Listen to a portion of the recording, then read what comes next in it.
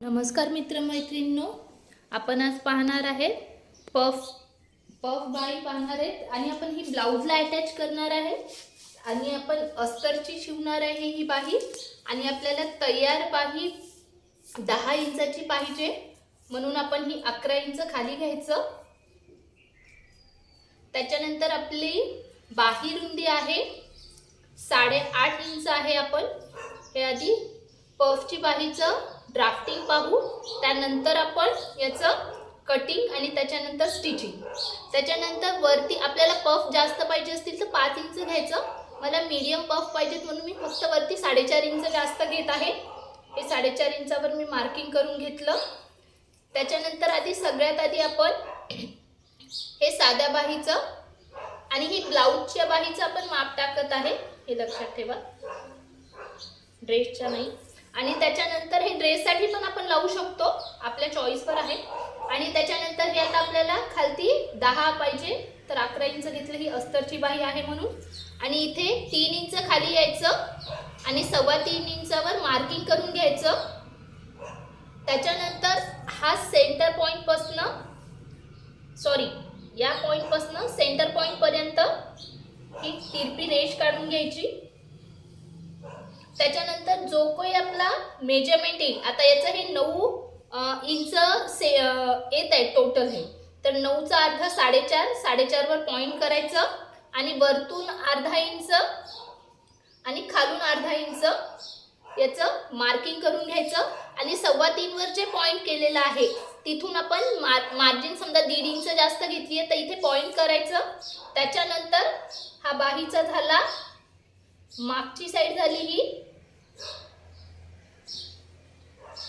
त्याच्यानंतर ही front side येईल जी आपण घेऊ, ही झाली फ्रंट साइडचं मोंढ्याचं शेप। त्याच्यानंतर आपण इथे आता दंडघेर घेणार आहे। आपलं दंडघेर आहे आपल्याला 5 इंच पाहिजे तर मापापेक्षा आपण 1.5 इंच जास्त ठेवलं, हे झालं 7 इंच, 2 इंच जास्त ठेवलं,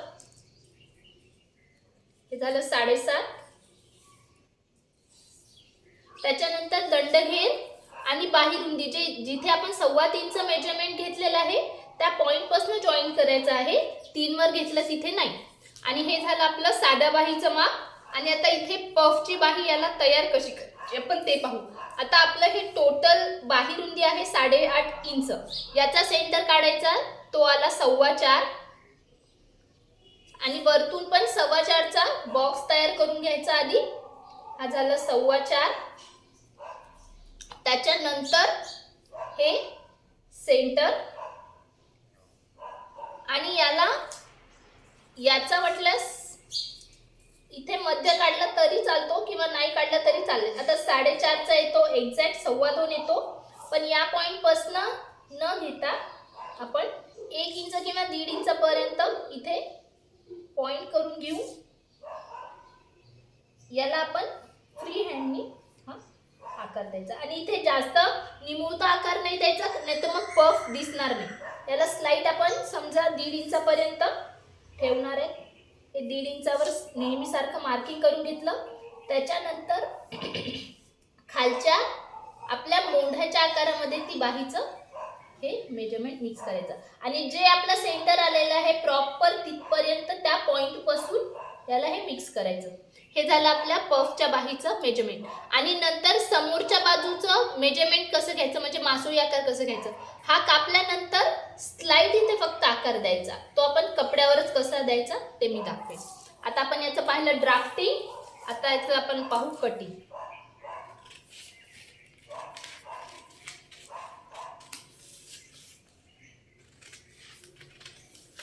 आणि बाही अटॅच कशी करायची आपण तेही पाहणार आहे। आणि जिथे आपण 3.25 इंच मेजरमेंट घेतलंय तिथे हे केलंय आणि फिटिंग लाईन पर्यंत आपण फक्त कर्व घेतलेला आहे। आणि आपण ही ब्लाउजला अटॅच करणार आहेत बाही आपण। आणि आता हा आपला आपण पफच्या बाहीचा आकार कापत आहे।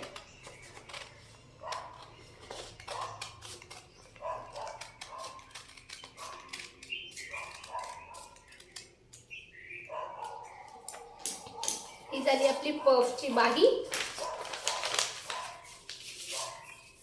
हे पहा. आता याच्यानंतर आपल्याला पफ घ्यायचे, तर आपण याचं मेजरमेंट कसं घेणार. आपण वरतून 4.5 वर पॉइंट केलेला आहे, तर आपण वरचे अर्धा इंच स्टिचिंगचे सोडून द्यायचे. त्याच्यानंतर 4 आपण प्लेट्स घेणार आहेत, तर 1-1 इंचावर आपण एक प्लेट घ्यायची, हे प्रॉपर. आणि सेम इकडनं पण त्याच मेथडनी मेजरमेंट करून घ्यायचं. हे झालं आपल्या इथे सेंटर पॉइंट पर्यंत.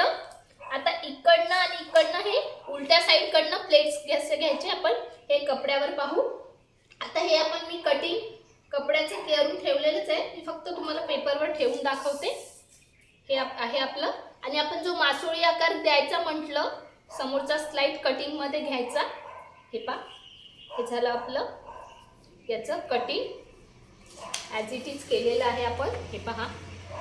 आणि आता त्याच्यानंतर जो मासोळीचा आकार, मासोळी आकार नाही म्हणता येणार, डेप्थ म्हणता येईल, हे आपण स्लाइड यानंतर कपड्यात अशी कापून घेणार आहे. याच्यानंतर आपण याला प्लेट्स कसे घ्यायचे आपण ते पाहू, आणि याला स्टिच कसं करायचं, अटॅच कसं करायचं ब्लाउजला याच्या पुढे ते पाहू.